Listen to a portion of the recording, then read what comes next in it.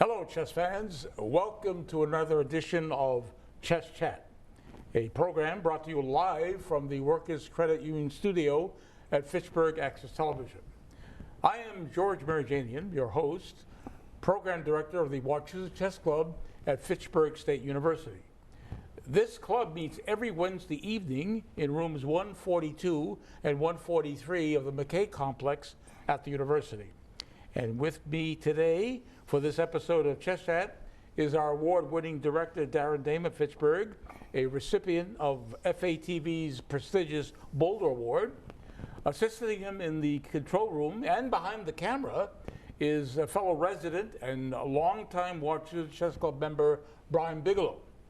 And sitting next to me is my associate, chess author, chess photographer, assistant club webmaster, and an all-around good guy, Dave Couture of Westminster. Hi there, Dave. Hello, George. Well, Dave, sitting across from us, we have the honor and pleasure of having one of the top chess players in New England who's with us today, who's going to talk about his latest chess book. He's a very accomplished chess writer, and that is our international master, James Rizzitano. We know him as Jim. Jim Rizzitano is here to talk about his latest book from Gambit Publications. Hello, Jim. Hi, George. Hi, Dave. Good to be here. Well, Jim, we want our viewers to know all about you, and we're going to pack in the time we have left of the show. We want to know, when did you learn chess? At what age? So I learned probably, George, around age 11. I think I first played in a tournament in 1972 in the fall, right around the time of the 1972 Fischer-Spassky match in September of 1972. So I played a little bit. I played in some local scholastic tournaments, and then I actually didn't play for a year and a half, and then I started playing again in 1974. Okay. And in 1976, I won the National Junior High School Championship in Waltham. And then 3 years later, in 1979, I won the National High School Championship down in Philadelphia. Okay. And that's where things started. And I think my first international master norm was 1981 at the 5th Continental Chess Association Summer International. That was when Bill Goichberg had his chess club on 14th Street in New York, just a couple blocks from Greenwich Village. And then the year after that, 1982, the 6th CCA Summer International, I won the tournament. Yes. And that was at a performance rating that was a GM norm result, but unfortunately, a lot of the GM folks that I played in the tournament, I played 4 players that became GMs that didn't have the GM title yet, so I didn't get a norm, unfortunately, so that was kind of problematic. So these days, that would have been a GM norm with the current rules, but back in the 80s, it was very difficult to get these norms in the United States, as you're aware. So. Right. Now, what other tournaments have you won that you can tell our viewers about? So I think in 1985, I won the Chicago International. Yes. That was my last IM norm. That was a round-robin tournament. Okay. So I tied for first in that with IM Vince McCambridge. Yes. And we finished ahead of the English Grandmaster Raymond Keane. Wow. And the Canadian IM Lawrence Day, a very good player. And some other folks were in that tournament. FIDE Master Al Chow, who passed away recently, and Dr. Eugene Martinovsky was quite a character. Yes, he was in that tournament, a few other players. Also, I won, in 1983, I won another international in Chicago right after the World Youth Team Championship in 1983. So because the World Youth Team Championship, that was a tournament where teams from all around the world came to play from all countries, and you had to be under 27. So because the United States was hosting the tournament, the U.S. got 2 teams. So I was board 1 on the second team. Okay. And then because some country didn't show up, we actually got a 3rd team. So the local Chicago junior players under age 27 got to have a team too. So what they did is they held an international right after the World Youth Team, and I won that. I tied for first with Now he's a GM, John Fedorovich. He was an IM at the time, very strong GM. And let's see, in 1988 also I tied for first in the National Open with former world champion Mikhail Tal, Yeah. who I Wow. drew in the 5th round of 6-round tournament. And various, as you're aware, New England Opens and Mass Opens, Mass maybe Opens. a couple New England Opens, 4 or 5 Mass Opens. Right. And Now, we have some photos. You actually sent us some photos yep, that our director, Darren Dame, has.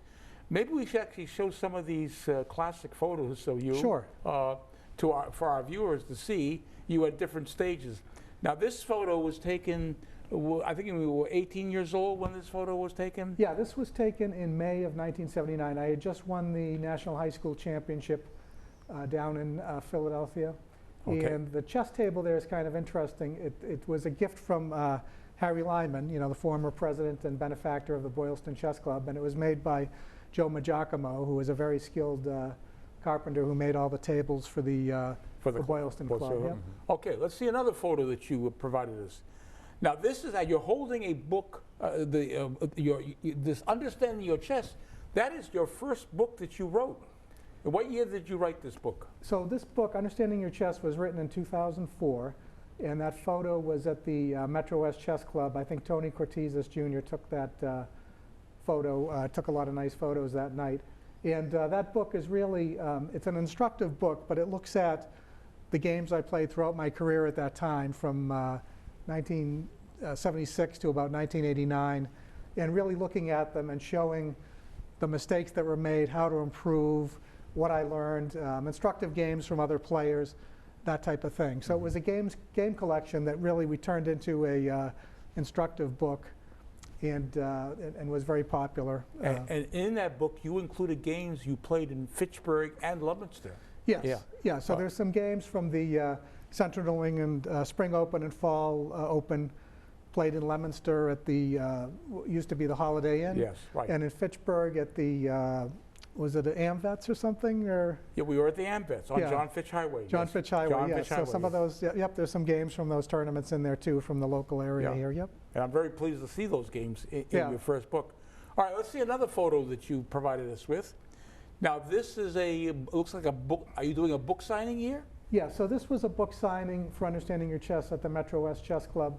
This would have been in probably March of 2004, I think. Yeah, because the book came out in 2004? Yep. Okay. All right.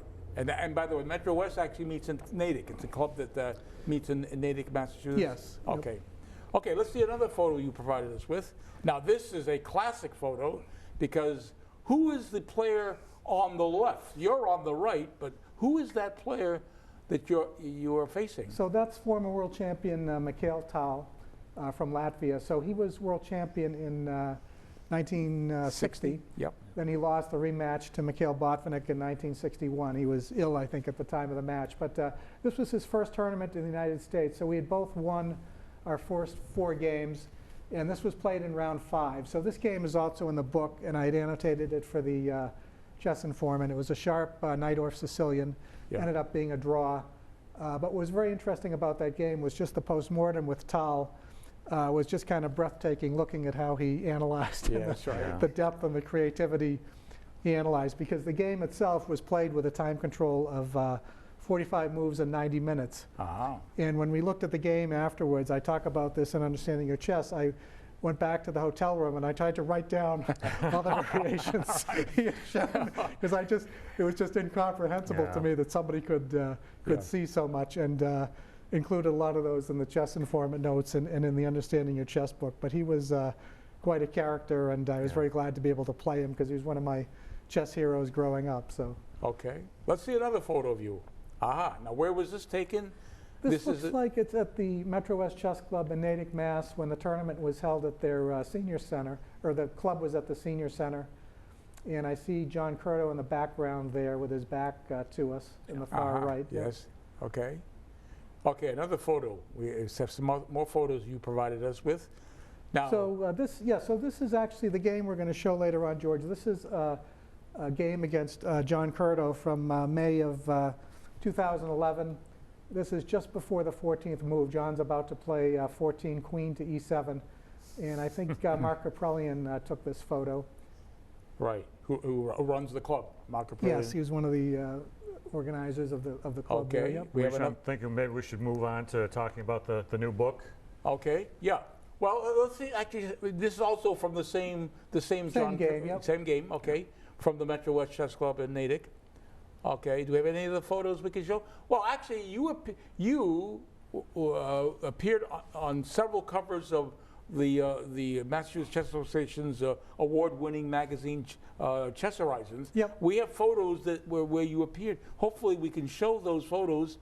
This is okay. We'll go back to there was a caricature of you that was done by an artist you knew very well.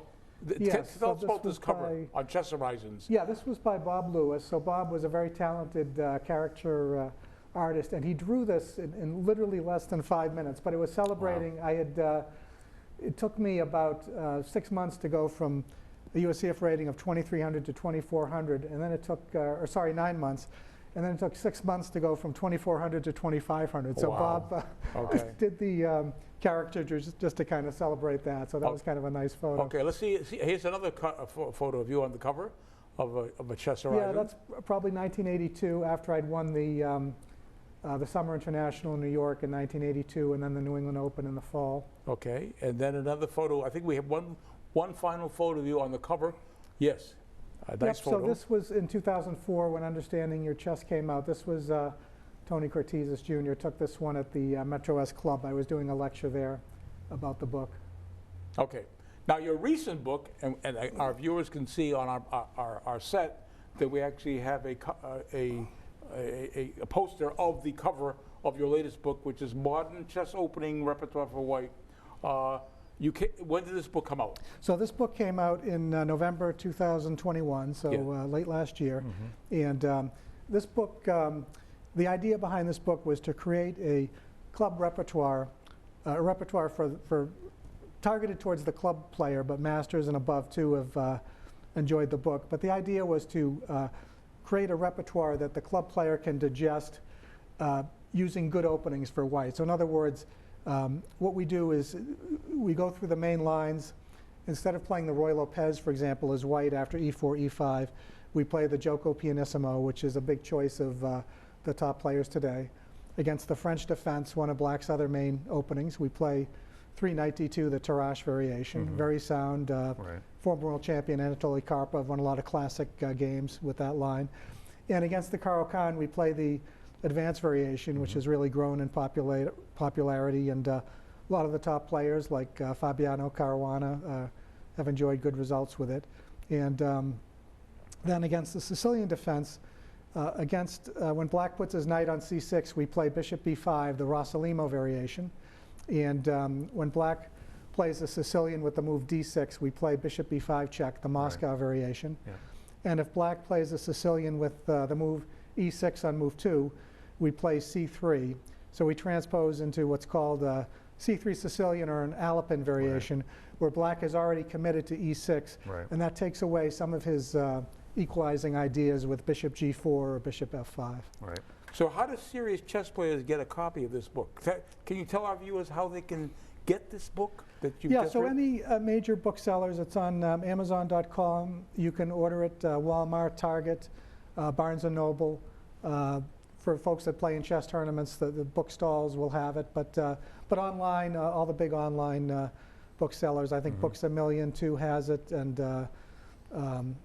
this place in England, it's a big place in England that ships a lot of books too. Its name is escaping me at the moment, but pretty much worldwide you can find it. Okay, so if people were to Google your name, a list. In fact, we actually we have not shown. I'd like to show briefly other books you have written. Oh, sure. Do we have images? We're going to have to get to the game. Yeah, we will. After this is your first book, Understanding Chess, 2004. You said. 2004. Yep. Let's go to the next book you wrote, which is a year later, 2005. You came out actually. If we can get an image of that, you came out with How to Beat D4. Yep. Okay. That was 2005. And then 2006, we have the Taimanov Sicilian. Chess Explained, the Taimanov Sicilian. So you were coming out a book a year. Yeah, roughly one a year I was able to do. Yep. Okay, and now we go to your fourth book, right? Yep, and this is 2007, Chess Explained, The Queen's Gambit Declined. Okay, and then we come to your fifth book. And that was in 2010, Play the Knight or Sicilian. Which became very popular. Yeah, I this is a talked to very lot of popular book still, Yes. and people still, I get some nice exactly. comments from people all the time on it. Even Yeah. some GMs and IMs that use it to like help their students learn the Knight Orf Yes. tell me how helpful the book is. All right. So I think we're ready for you to present the game you talked Sure. against John Curto from the Metro West Chess Club, May of 2011. Yep. And you had white in the game against Curto. And how did you open the game against John Curto? So in this game with John Curto, I started out playing 1d4. Okay. And this was my favorite move to play against John. Over the years, we played 68 games. I ended up winning 24, losing 20, and drawing, losing 20 and drawing 24. So the match was very close over the years. Right. Of course, when I played him, I think I was 1,500 and he was a master, but I caught up quickly. So John, his favorite opening as black for many years was the Dutch defense. Dutch, Okay. 1 F5. Yeah. So the Dutch is a very double-edged opening because Very aggressive. it's very aggressive. It's a difficult opening to play well because your first move is black. You're not opening a diagonal for your bishops, and you're weakening your king side. So so it's difficult to play well. So then I play the move knight f3, developing a piece and hoping to castle king side sooner or later. Yeah, we see it on a screen here. And black responds To which with Curto responded with by also knight f6. knight f6, developing his knight, stopping. And, controlling the e4 square. So now I play g3, and this is a standard idea for white to fianchetto the light squared bishop and prepare kingside castling. Okay. And John played John what? goes with g6, the Leningrad Dutch. Same idea, and then white plays bishop to g2, completing the fianchetto of white's light squared bishop. Yep, we see it now. And black plays bishop g7. g7, fianchettoing his bishop, preparing to castle. Yep, and now both sides castle to get their kings off to safety. Yep. And so black castles also here. Okay. Yep. So now black castles. So this is about as main line as you can get with a Leningrad This Dutch. has probably been played millions of times around the world. Sorry. Yeah. Yep. So now in an earlier game with John, earlier I played the move c4, which is the most popular move, common, but it's actually not quite the most accurate move. The most accurate move is actually to play this move b3. And this was recommended by Boris Avrukh in one of his opening books at the time that was very popular. And this setup is very challenging to the Leningrad Dutch. So I looked at this very carefully, and I think it's a good choice for players to try to get an edge against the Dutch. Okay, what did John do? So he does d6. So John plays d6, trying to support a push to e5. And now white plays bishop b2. So the nice thing about this position for white is by fianchettoing the dark squared bishop on this a1 h8 diagonal, it serves to inhibit black from playing the move e5. Right, which is what black wants to try to get in. Right. Exactly. So to free his game, black really needs to play e5 at some point. But now if you look at this position, we've got a pawn on d4, a knight on f3, a bishop on b2, all controlling the e5 square. Right. Now John played what? The c6. John plays c6 for his 7th move. Yep.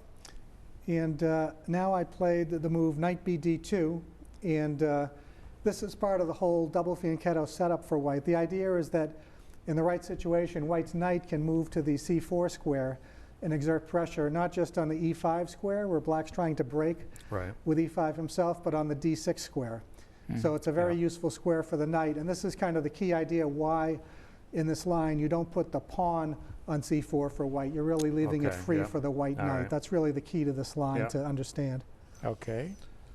So now John's 8th move, he plays knight to d7. Yep. The more common moves I've seen, it's knight either out to a6 immediately, or the push a5, first, followed by that. But yeah, so the idea here, Dave, is sometimes with knight a6 to c7 is commonly done. The downside of that is it doesn't support the e5 pawn break. Right. So people can play both ways. Yep. So now, because black's last move left the e6 square unprotected, I played the move knight g5, which is angling for the e6 square, which is really a hole in black's position. Giant hole, because yeah. it can't be controlled by a pawn. So we consider the e6 square a hole here. Right. And it also prepares a potential e4 pawn break for white 2 in the future. Right. So John's ninth move, he plays knight b6, so that now the bishop is covering. To cover the square, yep. Yep. So now that the knight is slightly misplaced, and I'm not worried about black playing e5, I played the move c4.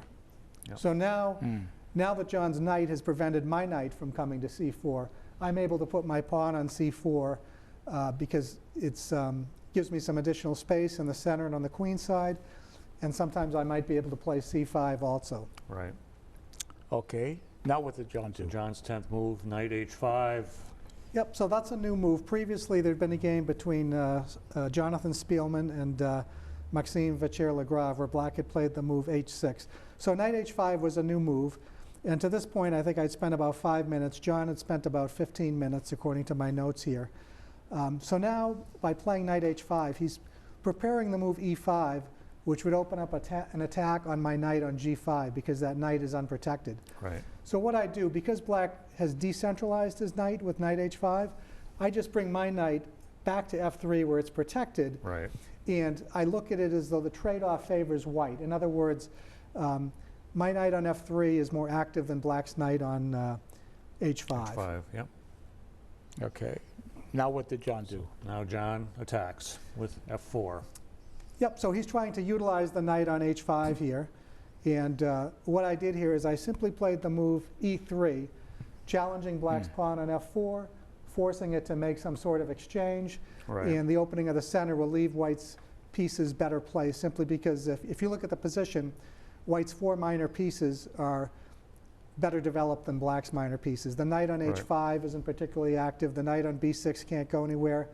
Bishop on g7 is well placed for black, but the bishop on c8 still needs to develop. So that's why I played e3, just to open up the board and take advantage of my development. Right. So now he's forced to make a capture. He has to make a capture here. He has to capture the pawn on that 4. Yep. And he could have potentially captured on e3, but he captures on g3. Yeah, it'll come to the same position. And in this position, normally in chess, there's one of these rules that people like to follow that says recapture towards the center. Yeah, sure. In this case, that's not correct. These rules are all made to be broken. I take with the f-pawn, and the reason why is it's more important for white to have the open f-file for his rook than to capture towards the center. And we'll see why in a few moves.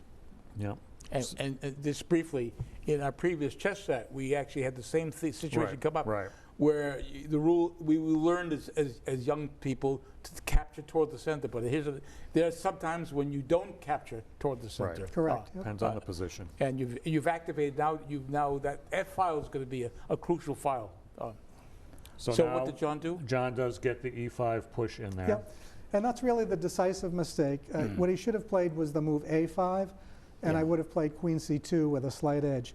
So e5 is a big mistake, as we'll see. It isn't immediately apparent, but what I do is I simply capture the pawn on e5. Yep, we see it now. Yep. And if black were to recapture here with the pawn, I would just put my knight on e4 with the upper hand because of my control over the d6 square. Right. I can put my bishop on a3. But it still probably would have been better than what he did, right? Yeah. Yes, what he did really leads to a catastrophe for him here. Yeah, so this is a mistake here. He plays queen e7. Yep. And that's the position we saw in the photo earlier where he was playing queen e7.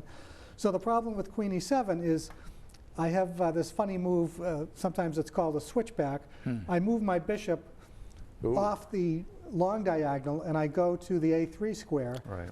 And that is really devastating for black because when the bishop's on b2, this pawn is pinned, but now by putting the bishop on a3, now I'm threatening to capture on d6 with either the pawn or the bishop, both of which would just win immediately. So, so John has to recapture his pawn now.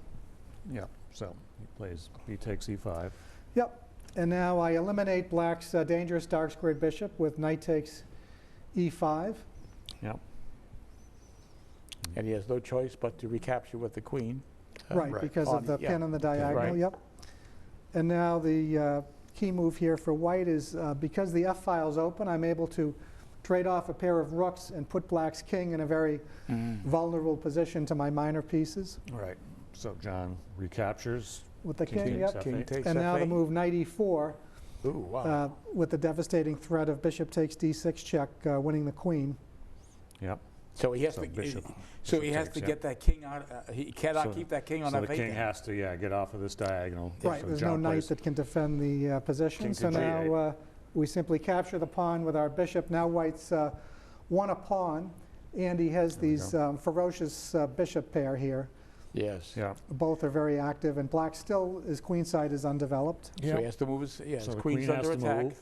Yep, Plays to E6. and Yeah. now I played the move queen d4, and John, this is move 20, and John resigned here. And Now, can we show We our can viewers show what would Can happen. we Yeah. show what would happen? the problem is black's down a pawn, and white is threatening to kind of retreat his bishop and kind of go in the long diagonal. But let's say black tries to develop his queenside with bishop d7. Yeah. Oh, We'd bring our rook to the f-file with rook Yeah. f1. Black would then develop his rook with rook to e8.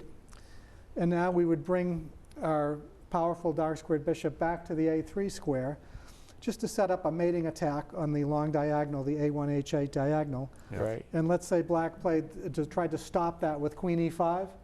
Hmm? Yeah. We would have this move rook f8 check. Oh, wow. Yeah.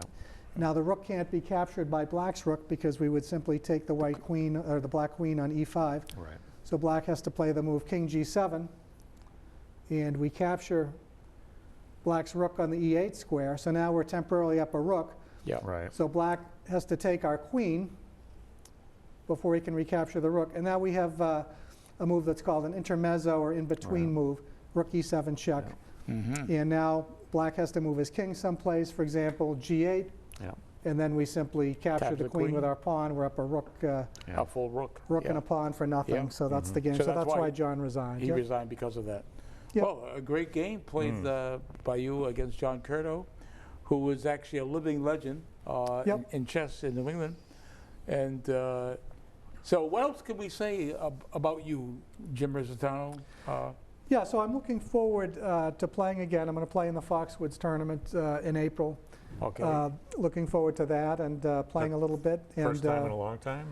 Yeah, that'll be the first time. I was getting ready to play in Foxwoods in 2020, and I'd been preparing for a couple Yes. months, and of course, the pandemic canceled everything, so that was that. And then that's one of the reasons I decided to write the Modern Chess Opening Repertoire for White Okay. Book, because I had all this analysis, and you couldn't play in any tournaments, so it seemed Right. like a good time to write Right. another chess book. I had the time to write the book, so Well, we're very So we're very we thankful. can thank COVID for the book, I Well, guess. we can thank, yes, but again, we're happy to have you here because you are a legend in your own right, as far as being a dominant player in New England, as far as the years that you dominated chess, and coming back, becoming active again. It's great to see you, on the tournament trail again.